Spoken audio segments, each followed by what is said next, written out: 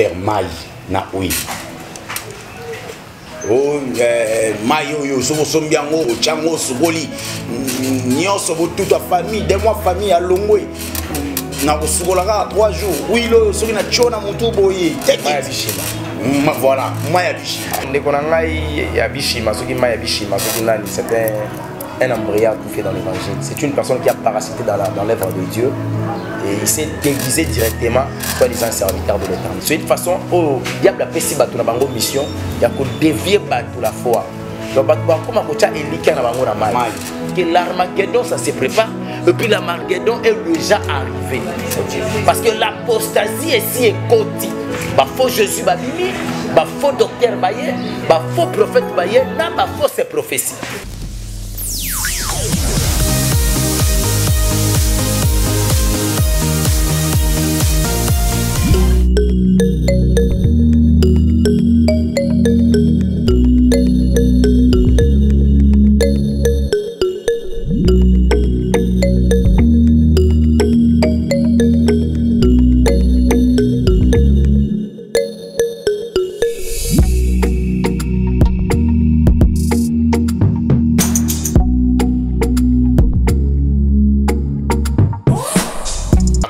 Nous appelle, bonjour, bonsoir, Kinshasa, capitale de la République démocratique du Congo.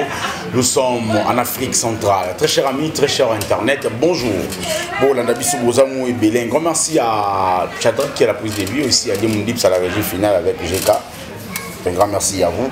Un grand merci à Banderounion sur l'Andabiso, maman Martine Toko, je t'aime beaucoup. Maman Néné Toko, maman chérie, énormément. Je t'aime beaucoup aussi à ma femme, je t'aime beaucoup, mes enfants, je vous amour. La reine de mon cœur et mon boss, je te salue aussi. À Maman Lili Makaya depuis Paris, je te salue. La profondeur appelle la profondeur. C'est dit Bonzambé Nakata Bonzambé. Avec votre émission Question. Likez, partagez et commentez cette émission. Très chers amis, très cher Internet, un grand merci à vous. Vous êtes si nombreux à suivre cette chaîne Shadrach. Voilà, un grand merci. Merci beaucoup parce que vous avez ébélé, vous avez la biso partout ici quand sur vos amis. Je suis avec l'évangéliste Longa. Bonjour papa. Bonjour papa Yams. Nicolas Lebélé, la TV. Ah oui, dans une peine temps, dans un cours parce que j'étais tellement concentré dans l'église bâtiment. Il a fallu penza tout pour faire asseoir l'église. Exactement. Après 19 mois à Zamba, nous moni. La télévision et comme Dieu nous a aidés, c'est bon. Voilà pourquoi tout le monde a aidé. Quand vous parlez de bâtiment, c'est-à-dire? Parce que l'église en réalité c'est pas le bâtiment, c'est la famille de Dieu. Voilà. Parce que le jour où Jésus-Christ reviendra ailleurs aux Ezali et Tonganaye. Donc église naye ça signifie bananaye, bah, chrétien authentique.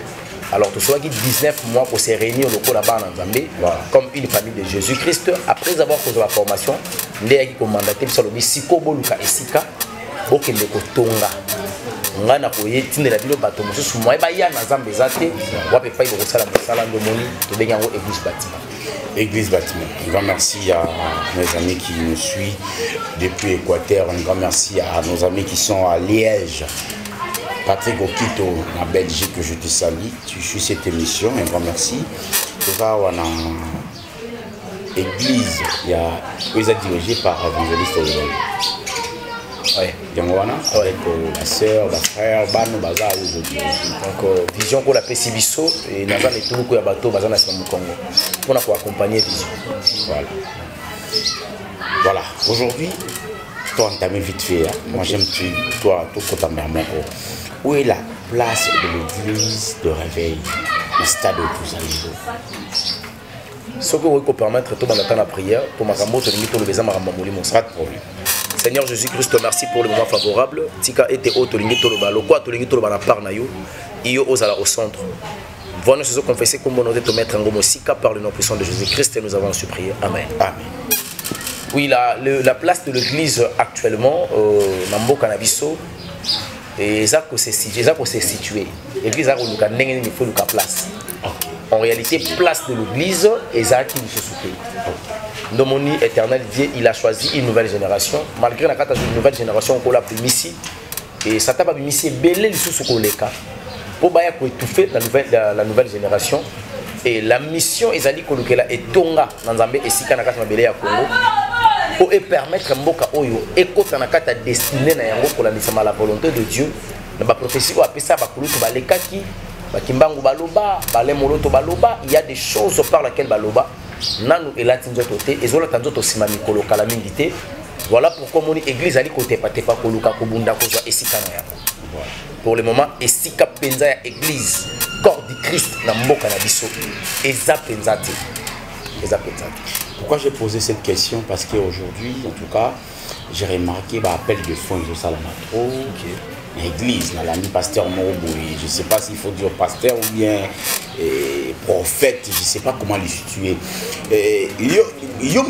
En fait, dans cette église, un peu l'église azotea. So il m'a télé simbio, il y a $20, sima na Mkongo. Tellement il y a $20, sima na Mkongo. Du coup, on a zappé. Mais ça, c'est quoi exactement? Est-ce que c'est comme ça que ça se passe aussi dans l'église catholique? C'est comme ça que ça se passe aussi dans l'église Abraham, l'église abranamiste. Ça se passe comme ça dans l'église islam. Est-ce que ça se passe comme ça? Ça se passe seulement dans l'église des réveils. Au moins, on a moi des autres. Est-ce qu'il faut que ça l'appel de fond? Bon, on a le lingue. Non, non, il y a un problème qui est né dans le baki. Nous avons mis une nouvelle génération, mais le diable n'a pas mis ici. Voilà. Déjà, son moni monta qui ko ça l'appel des âmes, comme ko ça l'appel des fonds. D'office appelé si caractère n'a pas critère satanique. Où ils allaient représenter les mondes des ténèbres. La démon il y a esprit, na esprit il y a démon où ils allaient accompagner comme cupidité. Démon il y a cupidité, il y a sali qui est motowana, à ça la kawana pour nous ça la plus appel des fonds. Tant on sait que $20 pour mater simbié, simbanga na mukongo. Pour ça. Et ça, c'est le mot côté où il faut la moto. Qu'on la bénédiction, on peut la moto.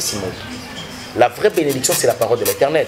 Quand l'homme a recevoir Christ comme Seigneur et Sauveur, d'office, l'homme est devenu béni. Et quand il commence à mettre en pratique la parole de l'Éternel, qu'on l'a dit, ça m'a n'engue pas à côté, nous allons permettre la moto à fou le qualité ce collègue. Parce que ce qu'on dit Deutéronome chapitre 28, voilà. Du premier verset jusqu'au 15e, l'Éternel des Apôtres Saban à Israël, à l'Obibo. Si tu obéis à la voix de l'Éternel ton Dieu, en observant et en mettant en pratique tous ces commandements et ces préceptes que je t'ai donnés aujourd'hui, voici, je te donnerai la supériorité sur toutes les nations de la terre. Je te bénirai. Voici les bénédictions, là mais le bénédiction, donc en pluriel, qui se répondront sur toi et qui seront ton partage. Donc le problème de la bénédiction est l'obéissance de la parole. Alors pour que les gens obéissent à la parole, il faudra que bateau baote ya bango lilobawana. Basa la bateau ba bika ka vie à parole wana. Parce que ce qu'on appelle des fonds et quand na place il y a appel des âmes, ce n'est pas l'église de Jésus-Christ. On est sous Yanzambete. C'est ça Yanzambete, c'est pas sataniste. Bateau ba ko le paradis terrestre. Aujourd'hui, en fait, avant je priais chez l'église moi aussi, il faut le dire, ministère Amen. Tout ce qui est appel de fonds au Salama na TV. Je apporte à 6 côtés, ma bonne zakuda le barati. Le bigara, tout pambola, tout chap offrande ici. Bon, bah tu as $100 les gars. Non, aujourd'hui on a le avant, Zali Bongo. Ça dit, tu as eu yoka ba somme ma bonzate na TV, tu as eu rap prédication. Ce comme hier ma bonza offrande, tu as eu caméra de Kati, on est sous-diffusé, des bâtiments on est à une église. Les gens même à la télé, bateau na banda ko comme ateya ici les oye oloba appel de fonds, il y en a $50, $100, bateau na banda ko yoka. Na numéro MP ça. Na numéro MP ça, c'est-à-dire bateau ba kendi na l'église, to ba ki ma église toi dans bongo ti. Non, non, il faut pas qu'il y ait une église où ils allaient à Jésus-Christ. Le problème, ils allaient qu'il y ait ça la choix à bon moment. Il sort au fond le livre Ésaïe chapitre 30, le premier verset. Il dit malheur aux enfants rebelles qui fait des résolutions sans moi, qui fait des alliances sans ma volonté. Voilà. Donc même pour la reconnaître et ton faut tout ensemble parce que tu ne dépends plus en toi-même. Comment pour défendre un âme au centre. Quand le cher Saint-Esprit te guide, à oyer biso qui kokende kunati. Parce que bato so ba okena et ton oyo koloye soazati. Ne place pas que comme ma vie na bango na kata perdition. Alors que si on va kimba église eza faux, ba kimande ba fausse église. C'est ça. Parce que ba vraie église ezali Et aussi, bango ba kamoli mo santo. Orienter bango ko indiquer bango parce que c'est lui qui est l'esprit de la révélation. C'est ça. Parlons des affaires Maï na oui. Oh Maï yo so sombiango chango sugoli. Nyonso toute ta famille, des mois famille à Longwe. Na sugola 3 jours. Oui lo so na chona mutu boyi. Maya Bishima. Voilà, Maya Bishima exactement. Non, Ndekonangai Yabishima, ce qui m'a Yabishima, c'est un embrayage tout fait dans l'évangile. C'est une personne qui a parasité dans l'œuvre de Dieu et il s'est déguisé directement, soi-disant serviteur de l'Éternel. Pendant Mayo Ezawa, ce bassin on a accompagné n'a invité. Son cola lobinanga prier na Mayo yo, pesant de quoi mais là problème n'a eu de cause solution. Non prier na pesi. Mais ça c'est doctrine. Le comité qu'il faut qu'à Kamaï oyonde ça la communauté bika. Ça c'est une façon de chosifier Jésus-Christ. C'est une façon où le diable a pesi batu na bango mission, il y a que dévier batu la foi. Donc batu ba comme ko cha elika na bango na mai. Elika na bango na ji, elika na bango na mafuta. Kwa yebi que son a sombi mafuta wana. To pe na meliji église na biso. Joane biki saka. Or tout genou fléchira par le nom de Jésus-Christ. La personne peut recevoir la vie, la guérison, la santé, la prospérité, l'élévation et la délivrance que par le nom puissant de Jésus-Christ. C'est ça. Hormis le nom puissant de Jésus-Christ, nous c'est côté c'est le monde kabbalistique. Monde amaï. Ça comme kabbalistique. Donc bateau bazo saler la maille, bateau baza connecté na kati monde amaï, ba sirène des eaux, ba permettra bango ba service pour ça la maille zangate, mungo zangate, mafuta zangate, moto na pour tous les zangate. Exactement. Ça ba biloko mingi ya ça purement ba sirène des eaux. Donc ce monde des pasteurs on a bien ni maman itron na mungo mafuta. Koko sanate, am doit travailler na maille. Soit ça par ignorance, diable azo manipuler pour à côté ça bino na maille. Bino pe boyebite yé pas yebite. La révélation est là. Parce que la Bible dit si vous posez le main sur les malades seront guéris. Donc quand on pose les mains par le nom de Jésus, Christ a salaka kibonganga. Azuso ya boki na bela sali protocole tche moto na miso. Atindi moto na réservoir à Siloé après wana asala ngosunana. Ezalaki kuna piscine bande ko biki ça va yango piscine à Bethesda. Même mukolo Christ ayaka abikisa moto na piscine te. Posaki na mai bande ko bikisa. Mais tant où il y a yebisi moto lève te prend ton lit et marche. Ça signifie nga lokwa na za mai za suna pouvoir te. Nga Jésus lokwa na za anja suna na capacité ça de l'autre côté. Ngande muno jouer rôle, ngande nazali les guérisseurs et puis les sauveurs. Allez lève-toi, prends ton lit et marche. Moto na tellement kabiki, le livre de Konabiso Jean chapitre 5.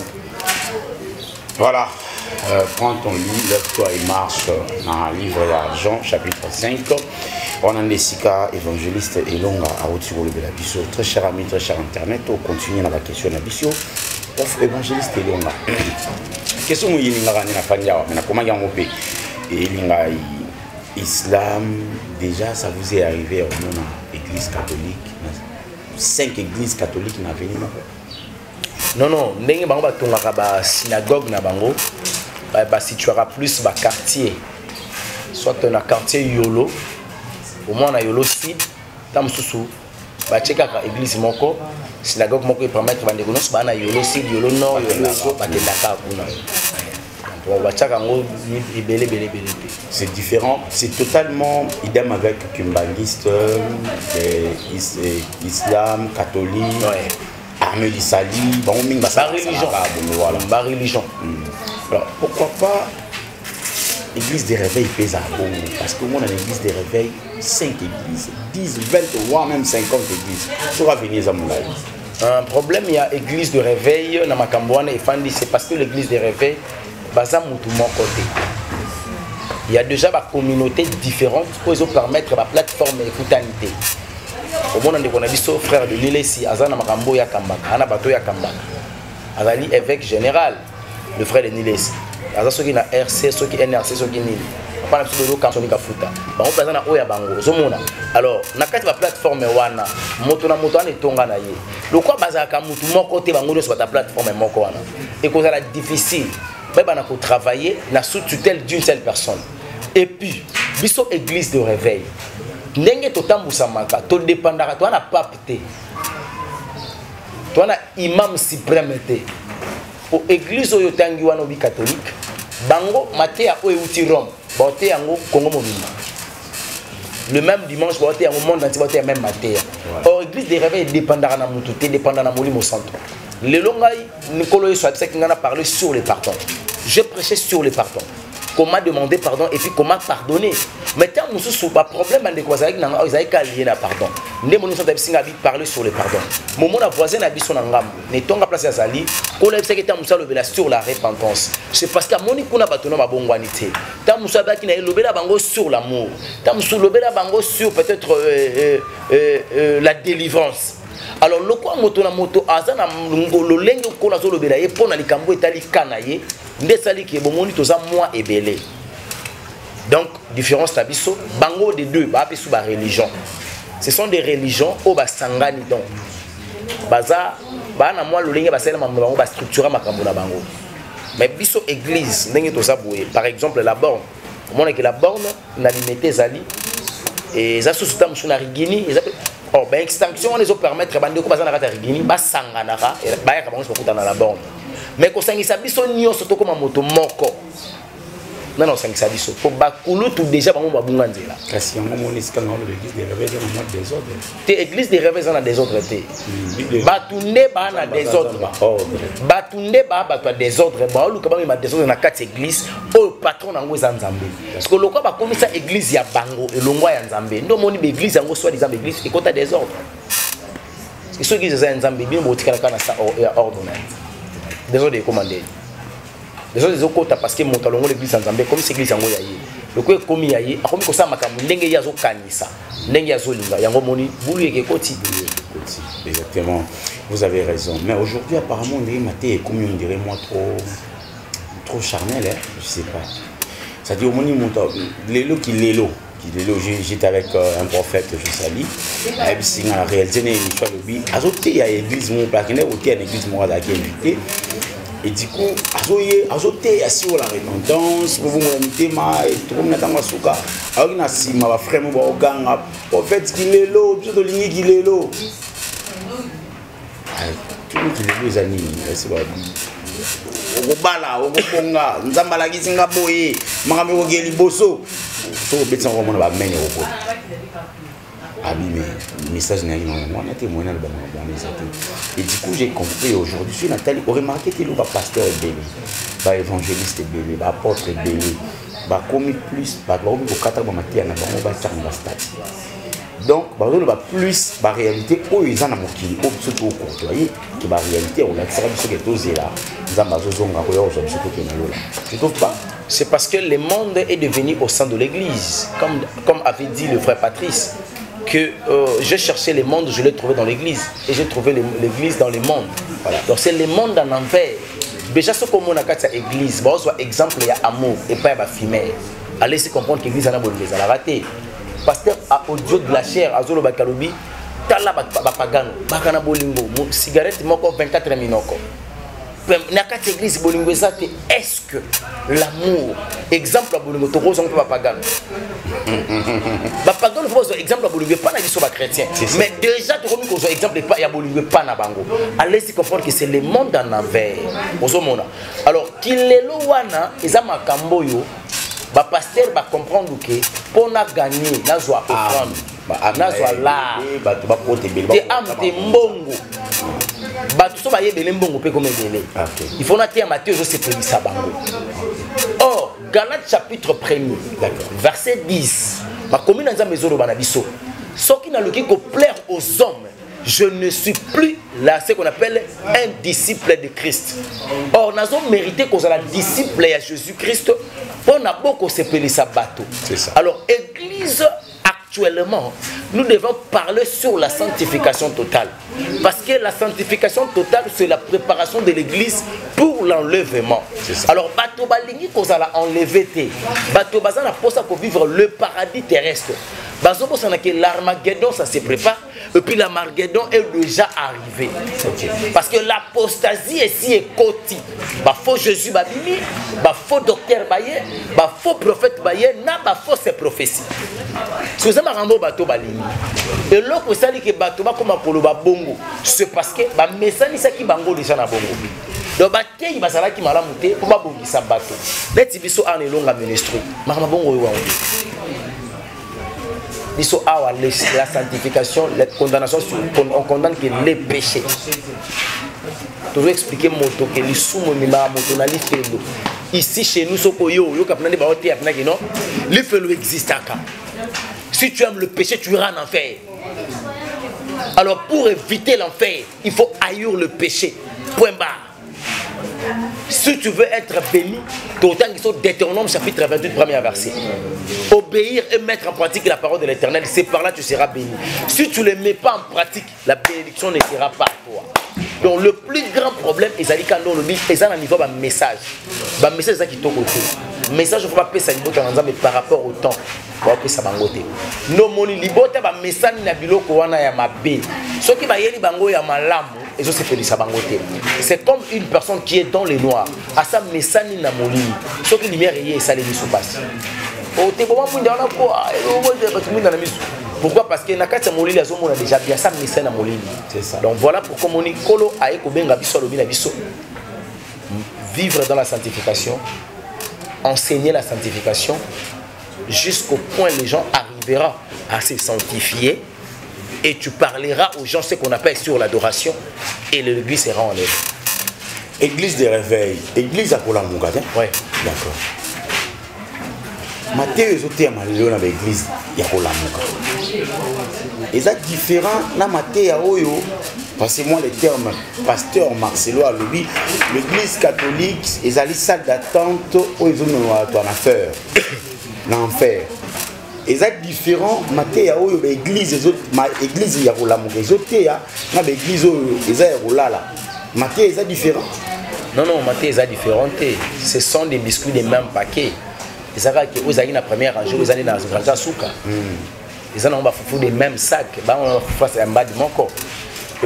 Église de réveil, a mis réveil au diable, a mis la qui moto. Parce que l'homme, avant sa chute, Dieu a amené Ève auprès d'Adam. Quand Adam a vu la femme, c'est qu'elle s'en remonte. Mais la Bible lobby, Satan a dit c'est ce qu'on lit. Tant que moto allait il a vu que je t'ai mis. Donc il a dit éveille mon sous sa mémila qui. À la moussa qui moto mène en négativité. À la moussa moto comment est-ce que moto peut désobéir dans Zambé. C'est ce que l'église de réveil aujourd'hui sur sa moussa là. Donc ils ont pour faire réveiller Batouké. Vous pouvez aussi devenir de Dieu. Mais comment on a limité à comme ma frère tout ba Elohim. Ba on va Zambé.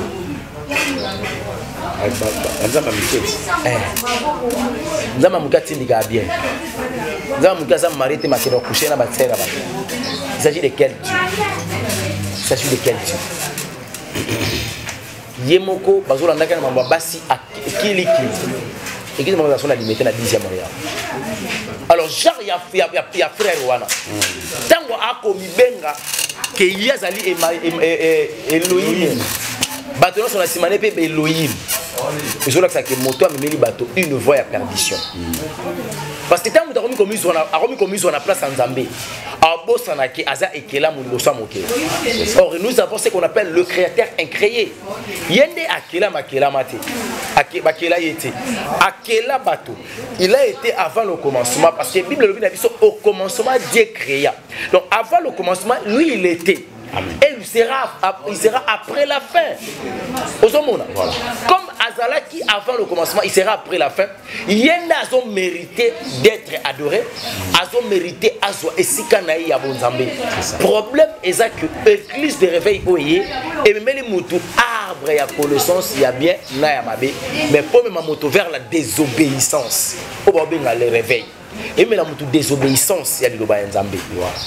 Donc là il ça esprit à moto pongi mais bazola musa âme ya moto la connaissance na niveau ya âme mais spirituellement ça qu'on faire endormir moto.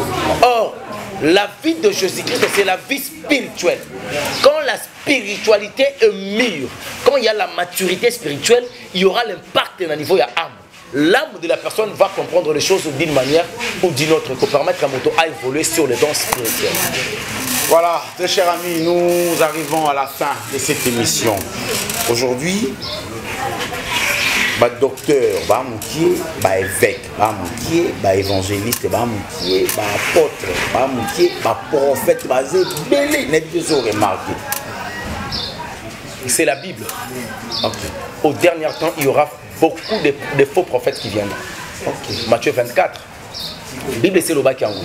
Donc tu as surpris. Il faut combat sur la carte, il y a un prophète, qu'il y aura beaucoup de prophètes au dernier temps. Ça signifie que comme la dernière temps, il y a un faux prophète. La foi vient de ce qu'on attend. C'est ça. Donc ça signifie que non. Il suffit pas PCK l'isakoli. Moutolobi qui est soazao.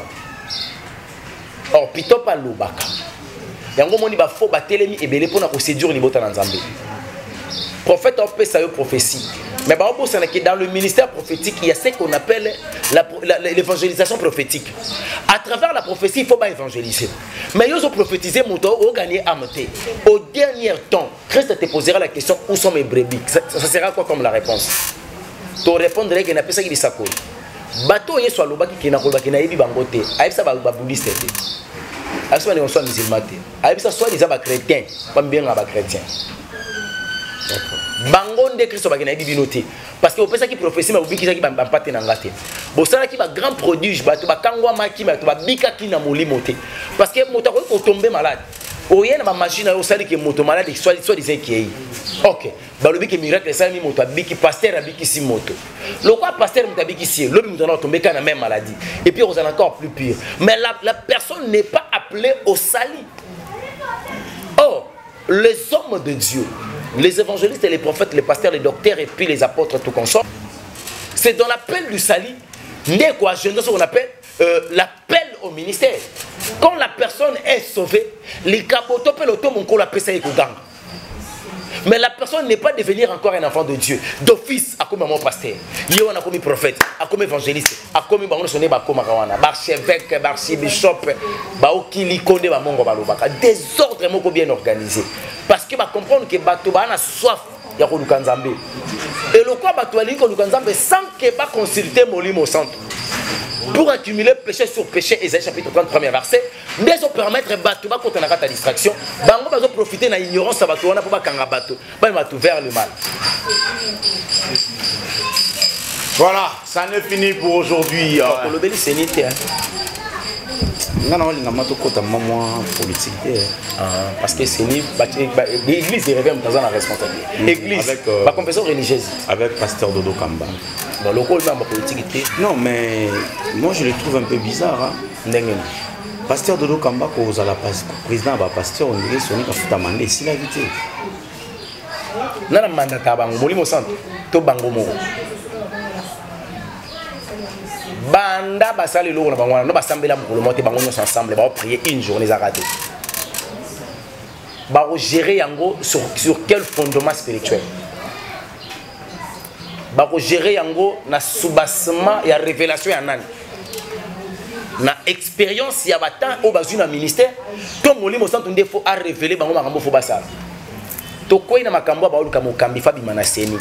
C'est ça. Ce qui penza bato na basaki basala nzambe. Bango nyonso wana. Eloni banga basala. Ouais. Banga ba kota retraite à 3 jours. To bon de la tube sans nzamba sala choix na ye. Choix ya nzambe to yo présenter et pas mo nzambo. Et si c'est ça. Lokolo moni tungulu tungle koti parce que ba osa ba calculer bo moto. Problème c'est là que ceux qui va serviteur de l'Éternel, banga ba souffrir na choix. Le choix devait venir par éternel Dieu. Jésus-Christ devait mandater, choisir une personne de son choix pour être au service Mboka. Voilà. Afin que la prophétie destinatique de ce pays est dans le rôle de Nzoto. Mais bango va continuer ni prière, ni retraite, ni eloko, ba calcul. Et puis bango va terminer la bande qu'on a vu sur ba moupe. Non, va terminer la moupe. Nous avons église de réveil, nous avons kata soui somia makambo. Et quoi c'est la vraie? Parce que c'est man soit les akatina bango. Il y a songi à des ordres, il y a mal organisé. Et ça, dans la église de réveil. Tant qu'on a besoin de mouper, télémaka na marche, soit disant il y a des chrétiens. Aussi, tu mangas kouya. Église de réveil, ça doit. Pour pas marcher pour nous la alternance. Église de réveil, ça va. Ba pasteur wana no suma confession na bango no suma sala ba plateforme na bango wana. Bazalaka pour nous ba fidèle. Ba Thérèse Kapangala ba koya, c'était toujours l'église catholique ba mo peto mona bango ba latek ba sultan. Ba bimina balabala. Pour nous défendre soi-disant l'intérêt du pays. Nga no senga na bande konanga, église de réveil. Ba benga bande kwa catholique. Ba bisa bango papa. Bo mesana ko bunda mamamboka. Bo so kama kambo. Bo sala choix na bino. Ceux qui ont sali choix na bino et aux ala mieux. Biso to sala ka choix mo ko to ko ta prière ko le biso que choix nanga eza intel. Voilà. Ba ko ti prière ti. Ba obi misa batu na ba imagination na ba technique na bango. C'est des gens ils sanga ba confession religieuse. Mais ba obi misa makamba, obi misa moto na ndenge kaya. Na volonté bo moto. Faki ba ko taper na kata bonzambe ti po ba bisa moto wana. Moto ba ko bimisa za moteur akokamba mapona minamboka pomboke bika loboko na nzambe ko landisa maposa ya nzambe. Yango monini l'état congolais a une responsabilité apesi na banganga nzambe. Alingi ete moto akobima eza na moto nzambe ne moto atindi. O banganga nzambe bayebi ke moto nzambe atindi za moto akozana sembo, moto akocha mobulu te, moto akolinga te tango mapono meko salema makile tanga na mboka. L'état ça malamu. Voilà. A une charge ya mboka zongi se maboko nzambe. Et pas ya banganga nzambe ndenge makomi na nzambe zolo bela biso na chronique, la Déchronique chapitre 20 verset 20. Que confiez-vous à l'Éternel, vous serez affermis, mais au prophète ou au serviteur de Dieu ça signifie vous réussirez. L'état il faut comprendre yango alobité pour la réussite ya maponami école au Congo. To pesa ngo na banganga nzambe to luka bango to pesa bango confiance pour Déchronique 20 ekokisema pour to réussir bango lokwa ba yebite que Ésaïe chapitre 30 premier verset ça kolobaki malheur aux enfants rebelles qui fait des résolutions sans moi, qui fait des alliances sans ma volonté. Voilà. C'est pour pour accumuler péché sur péché. Bango batanga kate bakata yango. Bayebi na bango bazo yango ba ignorer. Atanga ngo ko so ba atanga ngo c'est trouble. Eza makabo ya kolinga te. Ésaïe chapitre 30. Yango natangi na kombo na Yesu Christ premier verset. Amen. Malheur dit l'Éternel aux enfants rebelles qui prennent des résolutions sans moi et qui font des alliances sans ma volonté pour accumuler péché sur péché. Donc, les basangana bongo sans que batu nanzambe, basa pour accumuler le péché. Ce sont des consommateurs à péché. Bon, bah ça m'a soumé. Nicolas Nkomassou. Or, la personne qui consomme le péché, c'est un péché. Or, le péché ne mériterait pas la vie éternelle. Mon oiseau posséder la vie éternelle, on peut se venir. Voilà pourquoi le pays doit souffrir. C'est parce que batu balingo lukabango tout nanzambe. Si réellement basé banganga nzambe ya solo on kola mandaté bango pona koya ko bikisa libota na ye. Ba pesi bango responsabilité wana na seni. Ba kota mabondeli batu nzambe nzamba pesa choix ya moto. Ba soka choix wana par la révélation de Dieu. Ba ekotika lokwa moto moko moto nkola poni yeyo to yebi ke moto oyo nkola ko pesa makasi a ko pesa mayele a ko pesa capacité ya ko yeba ko gérer makambo yo pomboka na biso le kana kimia. Mais tout le koti. Les autres qui basent pas les autres. Voilà. Aussi ça. Prophète Denis ici. Prophète Denis Lesi. Combien d'années c'est prophète? C'était moi qui a prophète. Prophète Denis Lesi. Prophète de la nation. Ah. Papa, Bilo monsieur tolo bango na sentiment te yams. Je parle pas blaguer avec le ministère. Yé asa prophète batoba yebi a déjà la manne de l'église Noé. Église Noé, je crois. Arche de Noé, voilà. Bon, vous avez la raison parce que parmi les 12 disciples de Jésus-Christ, Judas Iscariote a été appelé par Jésus-Christ. Ouais. Mais comme il n'était pas un élu de Dieu, il a fallu l'obéir à quelqu'un à la perdition. Parce qu'il y a peu de élus, mais beaucoup des appelés. Alors les appelés, ils ont la mission pour accompagner Élie. Enfin, que l'angaloko est amoureux, ne pas la moussa pour moussa les salles malolenge et sengeli. Libot dans l'ensemble ebika. Le quoi bango ba bengami pour la requête vers la perdition. Chute na bango salaka la mort. Et ça le quoi les frères de Nile Sinengolobi. Voilà. Donc c'est un frère Nengo Bengue prophète. Azaki c'est un appelé. Parce que c'est la fin qui justifie les moyens. Le lengeka, comment on dit que Nzambi? Papa, on a un problème. Ce qui ça n'a un problème. Tambo en Nzambi. Ce qu'on a l'Égypte. Tambo en Aïe. Ce qu'on a dit, Aaron, que ça a été Nzambi Moussous. Israël a reconnu le Dieu d'Abraham, le Dieu de Jacob et d'Isaac. Maïeba qui était. Voilà. Moïse a dit le Dieu de vos pères, le Dieu d'Abraham, de Jacob et d'Isaac, Atilinga, Bayamba qui est. Pour Bayebaka Kenzambe Moko Boyazara qui est na biso. Voilà. Mais problème Nabango ne savait pas vivre cette vie de ces dieux-là. Voilà. Yango Moni à chaque fois Moïse a dit qu'il a un dessert. Nzamba ko soana Moïse. Alors peut un message pour comprendre té. Et comme il attend Moïse a 40 jours 40 nuits. Pendant que soit les 10 commandements pour nous payer sabango, pour ba louer ko rejure bango etam pour sabango. Ba si Aaron. Ça les labiso Nzambe Mosusu. Aaron le roi Bololé. Au pesanga biloko matoyi. Au pesanga ba bague azui. Asali vodor. Ayeli bango na maboko lobi voilà votre Dieu qui avait Nzambe wa bimisa ki na rate Égypte. Et nous avons dit que Nzambe wana. Problème na bango zalaki bayoka ka Nzambe Abraham. Nde Nzambe na bango. Et bayeba qui était. Sur 1 Samuel chapitre 3. Au moment que le prophète Samuel, Bible lobi azalaki au service de Dieu dans le temple devant Élie, le sacrificateur. Voilà. Mais quand Dieu appelait Samuel, Samuel n'occupait pas Élie. Dans le 7e verset de l'Obi, Samuel ne connaissait pas encore Dieu et la parole de l'Éternel n'était pas encore révélée à Samuel. Donc, ils ont déjà rabattu bongo, pas des prophètes. Mais la révélation de la parole de l'Éternel est atée à tel point que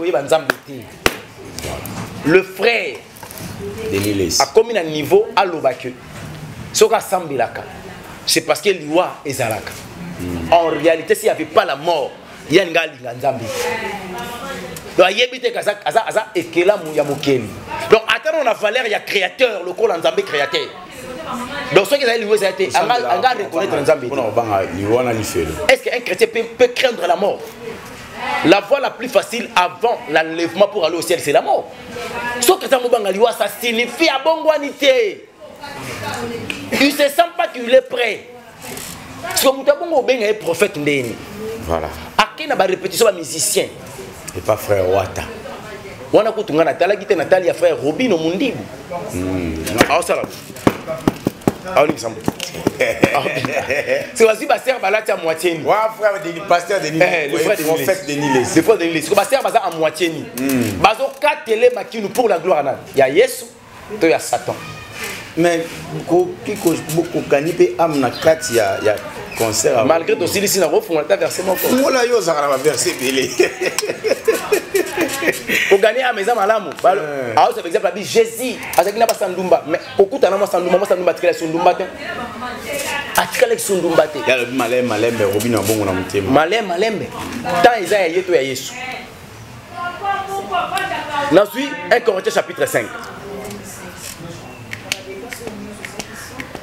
Nazuka 11e verset, la tanga comme on est sous Christ. Amen. Maintenant, ce que je vous ai écrit, c'est de ne pas avoir des relations avec quelqu'un qui se nomme frère. À se nommer frère. D'être ma frère de Niles. À se nommer Rabbi prophète. Être impudique. Ou cupide, ou idolâtre, ou outragé, ou ivrogne, ou ravisseur. De ne même pas manger avec un tel homme. Ce qui est colloque, c'est surtout lié à la boue. Ce qui est lié à la boue. Donc, deux ans, vous avez un droit de l'être falité. À l'occasion de beaucoup de pasteurs. Au pasteur à première rue, à Yembanze Monet. Ce qui est Koutani, na frère à première, après c'est un mot de Royambate. Et monsieur comme la souka, bon, ça aussi. Non, Yambambo, c'était pourquoi? Parce que 2 Jean chapitre 1er, 11e verset. Et l'objet de si la personne ne vous emmène pas cette doctrine, ne le recevez pas dans votre maison, ne lui dites pas sali. La personne qui dira sali à cette personne, il participe à ses mauvaises œuvres. Frère Aosa Soy, Aosa la Bonapeni, librifié Kobologie. Frère Batiki appelle des âmes comme il appelle des fonds, ce sont des cupides. Après Singambote, au shalom. Non, c'est quoi? Il y a un moment qui est tout le monde a pété. Ngara ba tokuta na raté. Matanga na bango ba na royati, yanga pe ba royati. rendez-vous est à l'eau. Problème qu'on appelle si biso monsieur Zali to sa musala. Ngaso ki na lobela bango boye, c'est parce que quand la zone ça nga na Apocalypse chapitre 2. Bon to comme na suka na fongola à la prochaine. Ça nous finit pour aujourd'hui, très chers amis, très cher Internet. Vous êtes si nombreux à nous suivre partout dans le monde. Un grand merci à Shadrach qui est à la prise de vie, aussi à Gloire, ma gloire, évangéliste Selongo aussi ici. Monsieur Sili, retenir que la mort peut venir avant d'arriver à mettre Jésus-Christ. Alors ce qui est important, c'est de se préparer à tout moment. Alors pour se préparer, il faut vivre dans la sanctification totale. Quand on parle de la sanctification totale, ça signifie qu'à niveau il y a corps, tout se sanctifier, à niveau il y a âme, tout se sanctifier, et à niveau il y a corps, tout se sanctifier. Il y a des permissions et des interdictions dans la vie chrétienne. C'est une vie, ce n'est pas une religion. La religion pire, ils en ont Jacques. Moi, je vais après. Mais la vie chrétienne, c'est une vie. Donc le jour où Christ a été sa vie, cette vie où il a vécu sur la terre, alors, l'interdiction est allée. Et là, pourquoi moi, ça va être pantalon? Parce que Bible dans Deutéronome chapitre 22, verset 5. Cette femme qui portera un habillement d'homme, il est en abomination contre l'Éternel. Le soir, moi, ça va être pantalon. Ah, de la abomination. Le pantalon, ça va pas mal. Oh, bon, aussi, pesera, pas un bail. Mais parce que moi, il mettait la deuxième riz, alors il pantalon passé ça n'aime pas les alaka. Mon cousin a expliqué alternance ou partenance ou pour on disciple à diable. Bon ça na musali ba sabat. Donc na ina sabat na nzambe ke baluka ba les interdictions c'est quoi? Et motoriki ko pressa bango. La révélation de la parole de l'Éternel, c'est comme mon centre. Va accepter Christ comme Seigneur et Sauveur dans leur vie. Et puis va accepter la vie de Jésus. Donc vivre comme Jésus, c'est par là la sanctification et ils seront bénis. Je pense qu'ils ont voilà, ça n'est fini pour aujourd'hui. Quant à moi, je vous dis un grand merci. Si ceux qui lui y étaient, tous les soazonga, ceux qui soazonga étaient, les aujourd'hui soit avant, soit ya. Tomi Batela, Tomi Lengela et Malobaya Nzambe à travers son serviteur évangéliste Elonga. Quant à moi, je vous dis un grand merci. On se voit prochainement. Un grand merci à frère Gilles Kibeli et aussi à sœur Clarisse Oechi. En tout cas, s'il faut le dire encore à frère Thomas Fabien. Thomas Fabien, je te salue. On se voit prochainement. Bye bye.